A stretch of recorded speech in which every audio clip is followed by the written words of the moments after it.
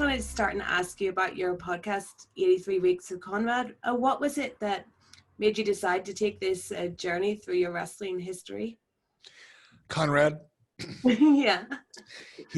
Conrad has a really good sense of what the audience is looking for. And I had previously attempted another podcast with a different co-host, and it was okay. It did okay, but it really wasn't, it didn't get the traction that I was really hoping for. So I took a little bit of a break to reassess the format and, thinking about things I could change to improve it. And during that hiatus, Conrad reached out to me and suggested that he and I do one together.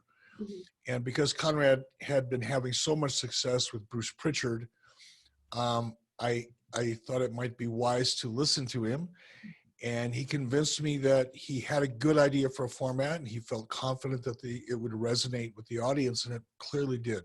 Mm-hmm. Have you ever covered anything on the show where your perspective on it has totally changed after talking through it? That happens almost on a weekly basis. It's been a real cathartic experience for me over the last 2 years. Admittedly, when I first started working with Conrad, I tended to be somewhat defensive. And I think because I was on the receiving end of so much criticism for almost 30 years in the peripheral wrestling media, that it became kind of my default response.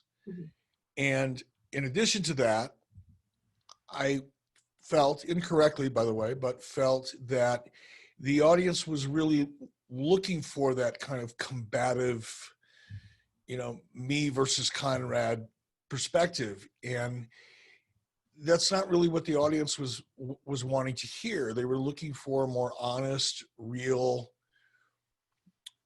look back and analysis in many ways of what went on in WCW. And I think most importantly, one of the things that we started doing more and more of, I call it going into the weeds. People that listen to my show know exactly what I mean by that.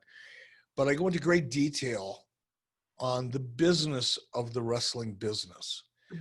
And that's a perspective that nobody out there doing a podcast about wrestling is able to do with any credibility, because most of the people that are doing wrestling podcasts are former wrestlers that were never involved in the business of the wrestling business. And that unique perspective that I have made the difference. And I find myself now spending a lot of time getting very granular about the business aspects of the professional wrestling industry, as opposed to stories about wrestlers, ribbing other wrestlers or crapping in each other's bags or running off with each other's wives and things like that. I don't get into that much. But I do talk a lot about the business of the wrestling business, and that's what, in a very granular way, and that's what makes our show different than everybody else's, and I think probably successful because of that. You mentioned the criticism you felt for about 30 years. Who has that mostly been from? Do you find it less from the fans? Oh, no, it's not from fans. It's primarily we used to call them dirt sheets. Guys like Dave Meltzer in particular, who always had a very cynical, myopic view of the wrestling world. And everything that he wrote was kind of clothed in his own agendas or his own personal relationships with people. And so much of it was false. And, we jokingly refer to it as rumor and innuendo, but you can call it rumor and innuendo, you can call it fiction, you can call it lies, you can call it distortion, you can call it a lot of things, and all of them would be accurate in their own way. But what happens is when somebody like a Dave Meltzer, for example, writes a publication, a dirt sheet, a newsletter, I'll try to be kind because it's a holiday season, so I'm trying my best to be in the spirit of the holiday season. But now it's changed a lot over the years, because with the internet and platforms like mine and Bruce Pritchard's and others, where we can call out the distortion and the lies and the misrepresentations, the audience has become much more sophisticated, and they don't take everything that they read in a dirt sheet as the truth. Mhm. Whereas, in the 80s and in the 90s, the first part of 2000, before the internet and platforms like Zoom got really popular, podcasts got popular. Prior to all of the popularity of podcasts and Zoom and streaming and things, the only thing that wrestling fans had was this source material called the dirt sheet. And if, how human beings have a tendency, well, but if I read it, it must be true, without any regard for the credibility or legitimacy or agenda of the person writing whatever they're writing. It's true today in politics. It's true in other forms of arts and entertainment. So much of what people write about is subjective, but they put it forth as though it's objective, factual information and material, and it's really not. Mm-hmm. Have you ever done anything on the podcast that has made a wrestler contact you and say, maybe I hadn't seen it like that at the time, but now I kind of get where you were coming from? That happens, I almost said frequently, but I think occasionally would be more accurate. Not all the time, but several times throughout the year, I'll talk about a subject or subject matter that has a completely different perspective than the talent would have ever been able to have. Yeah. It's no different, I think, than, you can be an actor or an actress in a movie and not have any understanding at all of what's going on with regard to marketing or releasing that movie or any of the legal ramifications. There's a whole lot of things that go on behind the scenes that as a talent, you're just not exposed to it. So there's no way you could possibly know it. So I'm not critical of people who don't know. I'm only critical of them when they don't know, when they pretend they do. Then I'm pretty critical. But for the most part, when I talk about detail of important situations or facts, it's not uncommon to hear from some of the talent that were involved, and they might say something like, I'm obviously paraphrasing, wow, I didn't realize that, or that's a new piece of information I wish I would have had back then. But, it's impossible. You can't know everything about everything that's going on in the business that you're in unless you're in charge of that business. Mm-hmm. Is there a wrestler since WCW ended that you would say you've kind of, I don't want to say made up with the most, but you're kind of on the best terms with now that you weren't before through time and talking about stuff? Yeah, I think, one good example is Conan. Mm-hmm. Conan was someone who was a very important part of what was going on in WCW in 96, 97, 98. And, the talent boss relationship didn't foster a lot of constructive conversation. It was business. And Conan had his own perspective on things, and I certainly had mine because of the responsibilities I had to the business. And we didn't get along real well. It was on again, off again. Sometimes we get along okay. Other times we didn't get along at all. But since that time, Conan and I now speak on a pretty regular basis, several times a year on his podcast. I'll go on. And I think our perspectives, look, when you get a little older, and you have the advantage of 20/20 hindsight, and you can look back and you have the advantage of history and also just becoming more mature. Mm-hmm. And I'll just speak for myself, as I become more distant from some of the things that were important to me back in the 90s, it's easier for me to look back at them and address them and discuss them in a way that's not quite as defensive. And because of that, we have much more constructive conversations. And Conan is a great example, but there are others. Lex Luger is another great example. I've come to know Lex Luger much differently now. And he's a different person today than he was, 20 years ago. But there are a number of wrestlers that I have a much deeper relationship with now, in many cases because of the podcast, than I did before the podcast. Mm-hmm. Was there a time in your life when you really felt like you didn't want to talk about WCW anymore? You were done with it? Yeah. Oh boy. Yeah, starting in about 1999, maybe as early as 1998, the latter part of 1998, when things were really spinning out of control for WCW as a part of Turner Broadcasting. It was a very stressful time for me, and I was quite happy to have wrestling and my relationship to it be in my rearview mirror, so to speak. And if, you know, it changed a little bit. You know, when I went to work for WWE in 2001, I was there for 4 or 5 years.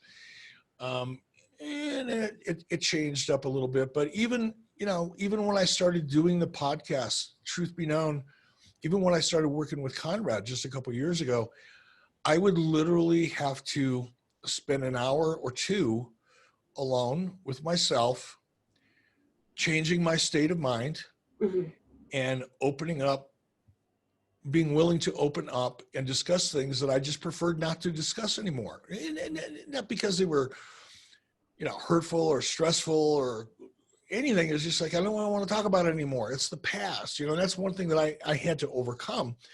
I'm the type of person in general, and this is true in my personal life and every aspect of my life.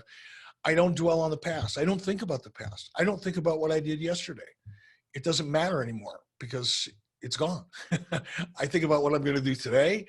Occasionally, I'll think a little bit about what I'm going to do tomorrow, but I don't spend a lot of time dwelling on the past. So for me personally, to spend time going back and talking about things that happened 20, 25, sometimes 30 years ago is a real mental exercise for me. It's not anymore. It's become a lot easier, and I actually enjoy it now.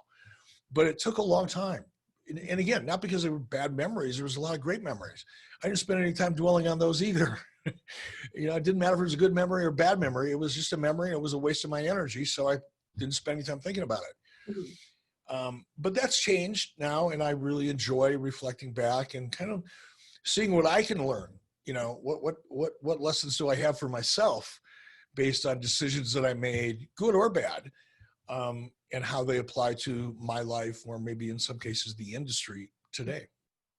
What for you so far has been the most fun episode to record? They're all fun. That's a hard one.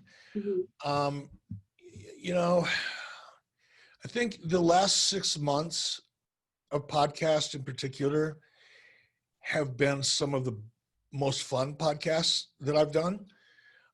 And because they're the most fun, they're probably the best. Yeah.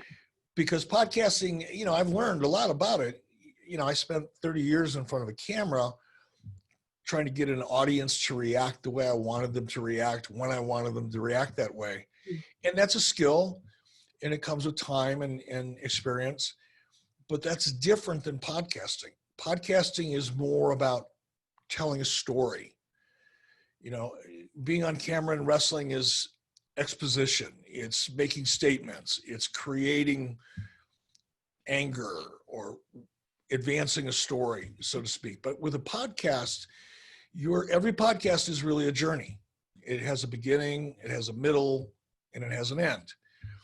And storytelling in a podcast environment is a lot different than storytelling in television.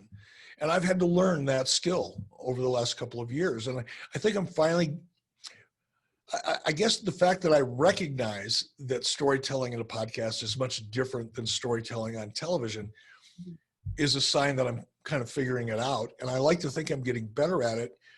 And the only indication I have that I am getting better at it is because I'm having a lot more fun doing it. And I noticed that as I have more fun doing it, the response that we get in social media, for example, is overwhelmingly positive. And I'm getting much more overwhelmingly positive responses now because it's just more fun. I don't think I could pick one. You know, I always try to, on each podcast, I look for an opportunity to not only tell a story, but to enlighten, if that's not too arrogant of a way to say it, or shed light on information and perspectives that people might not otherwise have, whether it's about the product or decisions that I've made or whatever it may be, whatever the subject may be. And those are the ones that I have the most fun doing, because I feel when I'm successful at helping the audience better understand the industry itself, that's a home run for me. That's really my goal. Mhm. I think if people have a more complete and thorough understanding of the wrestling industry, they'll appreciate it more. Just like they appreciate, watching a very good cooking show. We all love good food. But when you see the process and understand why something tastes so fantastic, because a renowned chef or somebody that you look up to explains it all and shows it to you, you get a further appreciation for it. Wine connoisseurs, love to know a lot of details about the product, where it's grown, the type of grape, the type of soil, what years were the best, which wineries around the world are known for which specific, wines and things like that. And I think the same thing is true with wrestling. The more you understand it, the less inclined you may be to be negative about certain things. So my goal is just to enlighten and to entertain. Well, you talked before about the mindset you get into before doing a WCW one. How is that different if you're talking about a TNA or WWE story? Well, that's a great question, Stephanie. Talking about TNA was probably one of the more challenging subject matters for me, has been. Now, that's changed too, over the last year or so. At first, I resisted even talking about TNA because my experience there, I had many great experiences. I want to make that really clear. Mm-hmm. There were a lot of things that I'm very, very grateful for with regard to my time in TNA. But like everything else, usually in life, there are certain aspects of it that I was really still a little angry about. Mm-hmm. And because I felt that resentment, I guess would be the right word, I preferred just not to talk about it. It was easier for me just not to talk about it than it was to try to mitigate some of my perspective that was still pretty negative. But that's changed too, I think, as I've just gotten a little bit more reasonable about things and have learned to compartmentalize certain things. It's become a lot easier. And, TNA is one of the subjects that when we talk about it, probably gets some of the most response. Mm-hmm. And so you also recently on an episode talked about your time and working in SmackDown as executive director. Like, firstly, what made you want to take that role? And was it sold to you in a different way than it turned out? Okay. That's a trickier question. Why did I take the position? Mm-hmm. Probably because I was excited about working with my friend Bruce Pritchard. Mm-hmm. I was looking forward to working with Paul Heyman. Paul Heyman and I have known each other and have worked in the same company off and on since 1987. So I'm, very familiar with Paul. But when the opportunity came for me to go to SmackDown, both Paul and I had reached a stage in our lives where the potential of working together, at least in my mind, provided a much bigger opportunity than it might have 10 or 15 or 20 years earlier, because we were two different people. I think Paul has matured and evolved much like I have. It just comes with age. It is what it is. So I was looking forward primarily to working with Bruce, secondarily, working with Paul. And I've always loved the challenge. I've always gravitated towards things that seem impossible.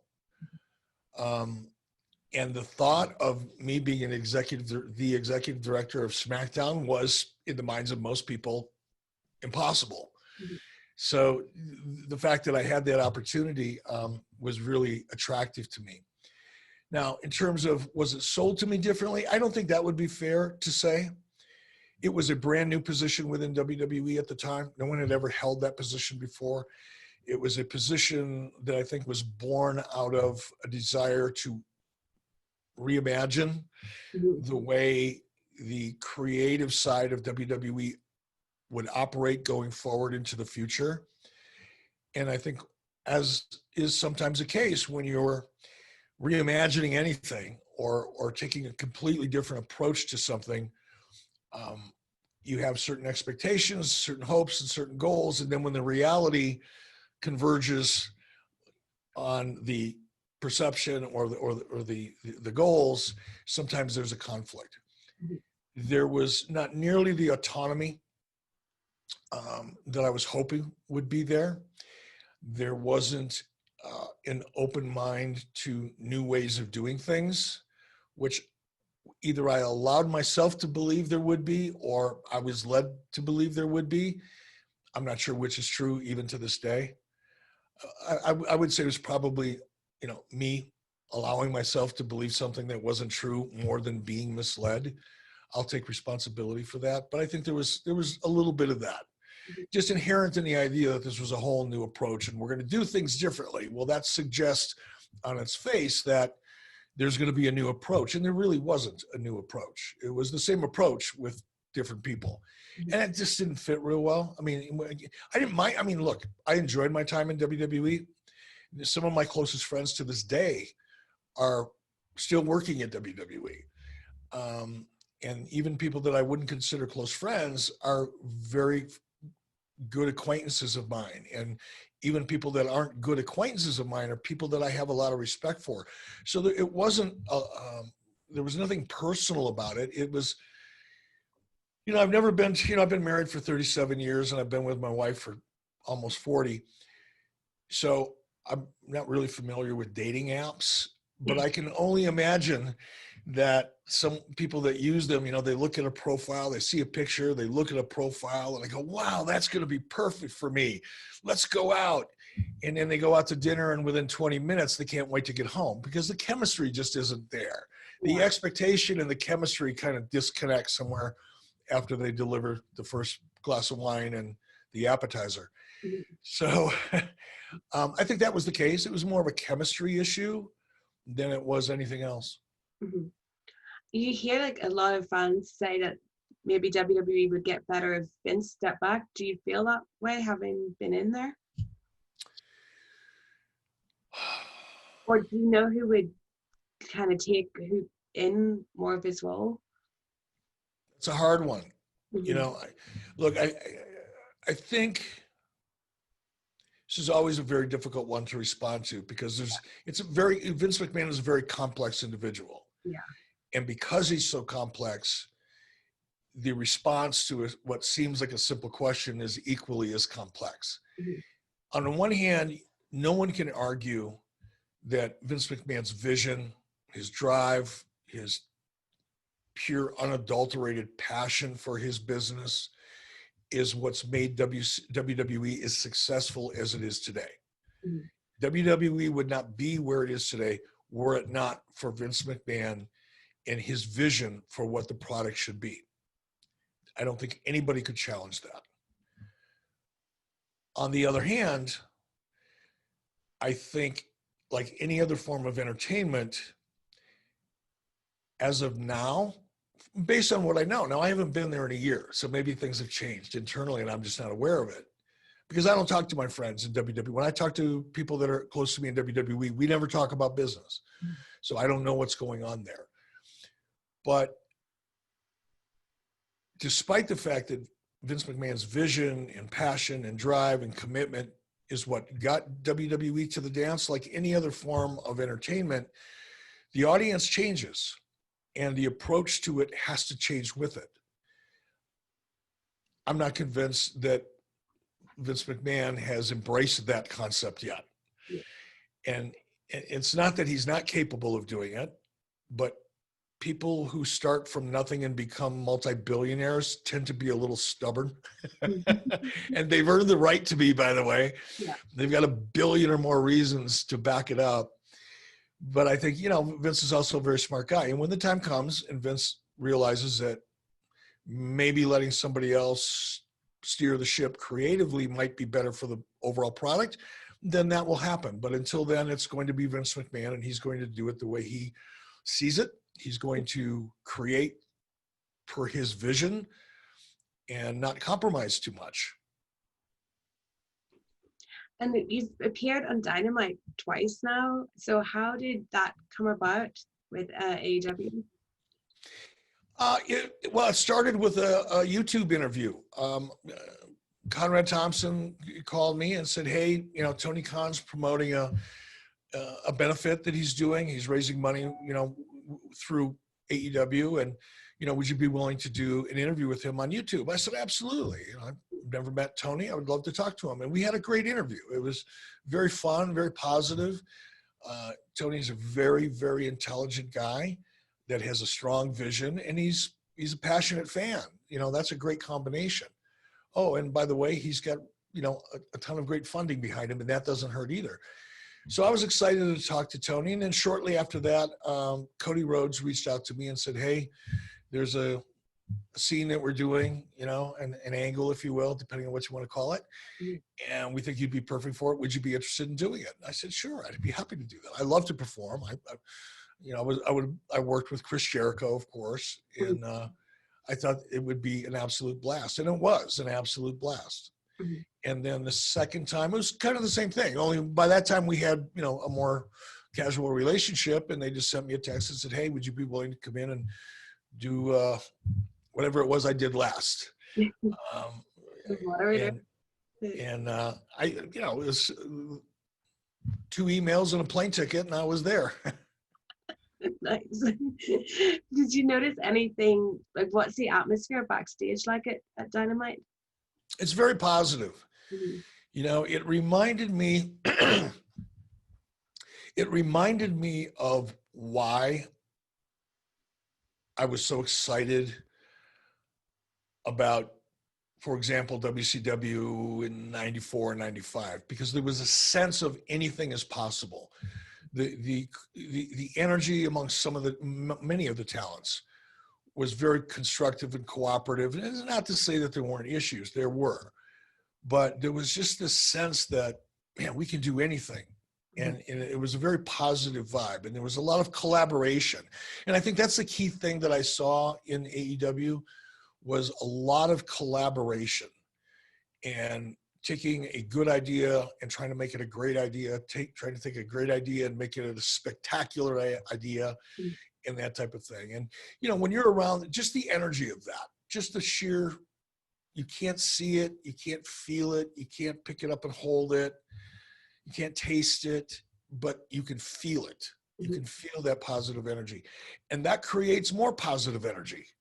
It's a wonderful thing. And I saw a lot of that.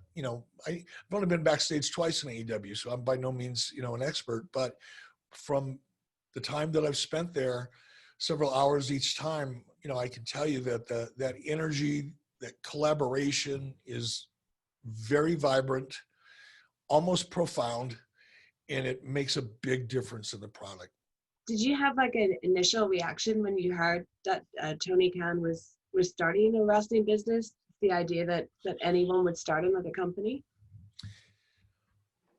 Yeah, I did. I was cynical, partly because I didn't know Tony. I didn't know the type of resources that he was able to bring to the table. I had no idea, and still don't, really, although I have a better sense of it now, what his vision was and what his ultimate goals were. And again, I don't know what they are, but I have a fairly decent sense just based on things that I've read and things that are public now and so forth. But I was a bit cynical, and it didn't even really have anything to do with Tony. My experience, I've been in the television business for 30 years, and I've been producing as an independent producer. I've been creating and producing and selling television shows to every major cable outlet here in the United States, in addition to a couple networks, linear networks. And my sense was that nobody was really interested in professional wrestling. So it seemed almost impossible to me, even with the resources and the backing, that someone would be successful convincing a primary cable outlet to take on wrestling. But I was wrong. And I'm glad I was wrong for everybody. but I miscalculated on that, and Tony was able to put that together, and I think he and his team deserve a tremendous amount of credit for that, because that was no easy feat. That was an amazing accomplishment all by itself. Mm-hmm. Well, we've seen AEW use Mike Tyson and tease Shaquille O'Neal, and you're someone that has experience of that, having used Karl Malone and Dennis Rodman and Leno. How much of a difference do you think bringing in people like that really makes? It always depends, how you use them. I first used Shaquille O'Neal in 1994 on a Bash at the Beach pay-per-view with Ric Flair against Hulk Hogan. And that was when Shaquille O'Neal was still playing and was still, he was at the peak of his success as an NBA player. He was still playing for the Orlando Magic, as a matter of fact. So Dennis Rodman, NBA All-Star, we used Dennis and Karl Malone just after they came off the final game of the NBA championship. Mm-hmm. So they were very active in the business. And I think when you're in their business, so much depends on, for example, Shaquille O'Neal now, you're going to have to use him differently than maybe you would have used him in 1994 or 1996 or 1998, because he's no longer physically active. So it depends, all depends how you're going to use them. Mike Tyson, I think, will always be an attraction. Mm-hmm. But it depends how you use them. Now, we saw, Mike Tyson fight a couple weeks ago. By the way, I'm angry at myself for spending $50 of my hard-earned cash. I don't mind the $50 as much as wasting 3.5 hours of my life. That kind of pissed me off. But regardless of, what I thought of the fight itself, Mike Tyson's in great shape. Mike Tyson can still put on a great show. Mike Tyson can still do a great interview. Mike Tyson is still a very, very good character. So I think because Mike Tyson is still physically capable of getting in the ring and mixing it up or doing something physical, and because he is such a strong character, I think of Mike Tyson, in my opinion, I could be dead wrong, but in my opinion, Mike Tyson is going to have much more potential, because he's got more tools to work with than Shaquille O'Neal. Mm-hmm. Well, for you, what was it like seeing Sting back on TNT last week? That was great. It was great. Steve Borden is a good friend, close friend. I have a lot of great memories with Steve, both inside of the ring and outside of the ring. We were at one point really, really close friends. And I was very happy for him, because I think, and I never talked to Steve about this, Sting, I'm sorry. I never talked to Sting about his final run in WWE. But I just knew he wasn't happy with it. He couldn't have been. He had to be disappointed. And for Sting to get another, as we say here in the States, swing at the plate with the bat, baseball reference, pun intended, for Sting to get another swing at the ball, I think is just exciting as hell. And it's a great, potentially it's a great story. It was a phenomenal surprise. They set it up very, very well, and they laid a great foundation for a really interesting story. Mm-hmm. Now, time will tell, but I think just being a fan, I don't know anything. Nobody's telling me anything, and I don't want to know anything. I don't want anybody to tell me anything. I want to sit back and watch it unfold just like everybody else. But I have a sense that there's a pretty good plan in place, and just based on what I've seen so far, they're going to tell a great story, and if they do, it'll be a great thing for Sting and the audience. Do you feel like Sting, because I kind of feel like this, that he's the person from the 90s that's never really got the due that he was deserved, like as a legend, maybe because he didn't go straight to WWE and then how his run was? Do you think he hasn't had that? Because the fans all remember Sting so well, but he's not kind of had that moment. I don't know. To me, Sting is regarded by anybody I talk to and anybody that I interact with in social media. While Sting may not have that Undertaker kind of legend status, very few people do, by the way. Very few people do. In fact, I would go so far as to no one does. You know, perhaps Hulk Hogan, but that's it. You know, The Rock became huge, and then he went off to become, you know, a massive movie star. And I think people think of Rock more now as a successful movie star than a legend in WWE. He's both. I'm not suggesting that he's not, but I think his career now overshadows in so many ways his wrestling career, that's what people think of when they think of The Rock. They think of the movie star, not the wrestler as much. I think Sting is probably didn't reach a peak level of that legend status, perhaps because he didn't conquer WWE.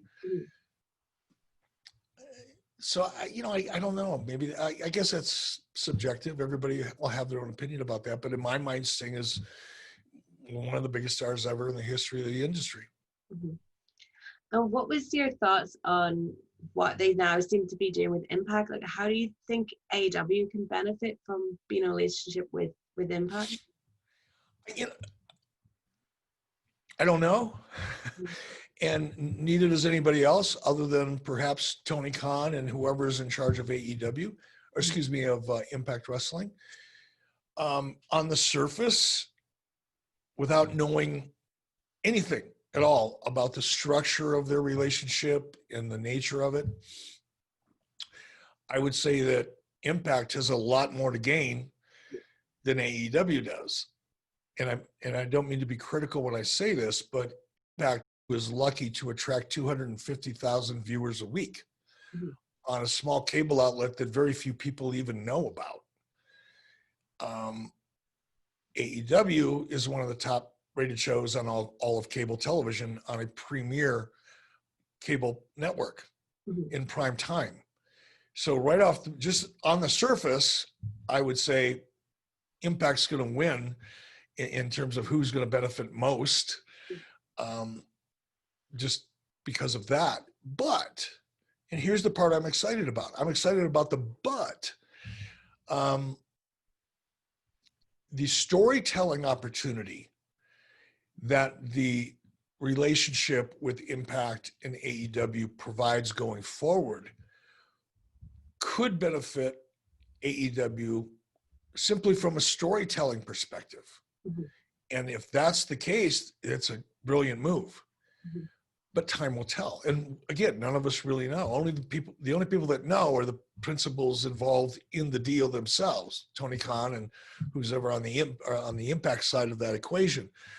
But I'm excited about it because I think there's a lot of potential there. With us now being over a year into Dynamite, do you feel like realistically within maybe the next 5 years, AEW does have a chance of becoming the #1 wrestling company? I would not make that bet. WWE is just, look, it's taken them 40 years to get where they're at. Do I think AEW can maybe take 50% of the market share or 70% of the market share? No, I just don't. You know, SmackDown is on the largest television network in the world. Raw is on the most successful cable network in the world. I'm sorry, but no, it doesn't. But that doesn't matter. That's an analysis. That's kind of like something that everybody likes to talk about and fantasize about. It's like here in the States, we have fantasy football. Yeah. People that think they know a lot about football and they get to make trades and build their teams according to their fantasy teams. And that's a little bit like fantasy wrestling in a way. But realistically, I can't see that happening. WWE is just, they're a global media empire. And in order to take over 50% of the market share from them is probably going to require that WWE somehow implode. And I don't see that happening. There's too many smart, talented people there. And sadly, we lost Pat Paterson last week. Do you have any great memories of him and what he gave to the business? You know, I didn't get to know Pat until I went to WWE in 2001. Mhm. And when I was in WWE as a talent, I wasn't privileged to any of the behind the scenes creative or management or discussion. I was just a talent. I showed up, I got my script, went out and I did what I was supposed to do, went to the hotel, had a couple laughs along with a beer or two, and I went home. Mhm. So I didn't work with Pat behind the scenes. I knew him. We would often have that beer and a couple laughs together after the show. We hung out a lot together, but we talked a lot about the business in terms of the historical nature of it and people that we both knew and worked with and things like that. But we never got into a day-to-day type of conversation about the business. So I really don't have any Pat Paterson stories as it relates to things that people would remember seeing on television because I wasn't involved in those things. I did have a very good relationship with Pat. He was a good friend of mine, and I enjoyed hanging out with him as recently as, the last time I saw him, probably 4 or 5 months ago, 6 months ago. We were at an event together, and whenever we were at the same event, we were always hanging out together, having dinner together and drinks together and that type of thing, and really just laughing. Pat Pat loved to laugh, and his laugh was contagious. You could not be around Pat Paterson for too long without, busting open with laughter. And that's what I remember about Pat, and that's what I'll always remember about him. And is there anyone from WCW that you had that when you saw them in WWE, you felt that they were a big missed opportunity for you? Not really, and again, that's something that, people that have never been in the wrestling industry, might say, oh, what about Chris Jericho? Well, when Chris Jericho was in WCW in 1996 and 1997, he wasn't the same Chris Jericho that went on to become, the undisputed world champion in WWE. He had matured as a talent. Mm-hmm. He had improved as a talent. He was still improving when he was in WCW. Mm-hmm. And maybe, had I had a crystal ball, that a lot of wrestling critics like to think they have, maybe I would have seen something different, or maybe I would have been willing to take a bigger risk. But, you have to remember in 97 and 98, 99 even, if you go back and look at the roster in WCW, we were not short on absolutely top proven mm-hmm. box office talent. Mm-hmm. And as good as anybody was, Chris Jericho included, it was hard for that person to break into that next category. Arguably, I could be criticized, and justifiably so, for not seeing that and not preparing more for the future and grooming guys like Chris Jericho and others, and not accelerating their growth into that kind of top echelon, if you will. And I'll take that criticism. It's a valid one. But like I said, on the other hand, you got Hulk Hogan, Ric Flair, Roddy Piper, Randy Savage, Lex Luger, Sting, Bill Goldberg. Mm-hmm. Kind of hard to just put those guys off to the side and say, okay, we know we make a lot of money with you. We know it's almost always successful. We know you have a great track record in the business financially. We know we can depend on anything that we do with you, probably meeting or exceeding our projections. But we're going to forget about all that and try this new kid. Yeah, I'm not saying I shouldn't have done it, but it's not as easy as one may think when you're actually making those decisions. Mm-hmm. And finally, Tony Khan, he said that there wouldn't be AEW without Eric Bischoff. In your mind, like, what's your legacy in the wrestling business, and how would you like to be remembered? Oh, I was a pretty awesome talent. Mm-hmm. I think I changed the wrestling business in a very significant way, probably more than anybody other than Vince McMahon himself. Mm-hmm.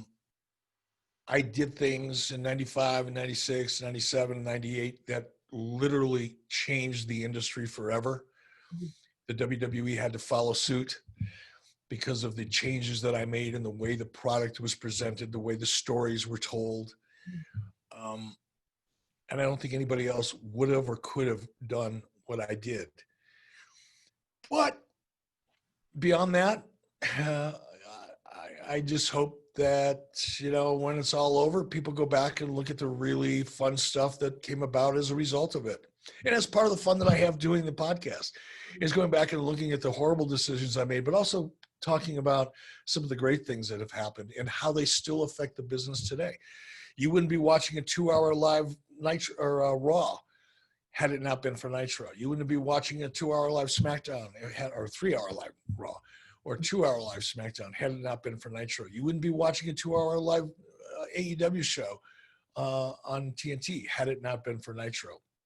So I think, I'm proud of that, but, can't take it to the bank, can't put it up on my mantle in my fireplace and look at it.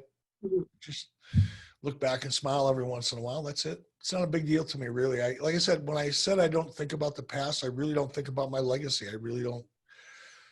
This will sound harsh or cold and I don't know, hard to relate to, but I also don't really care.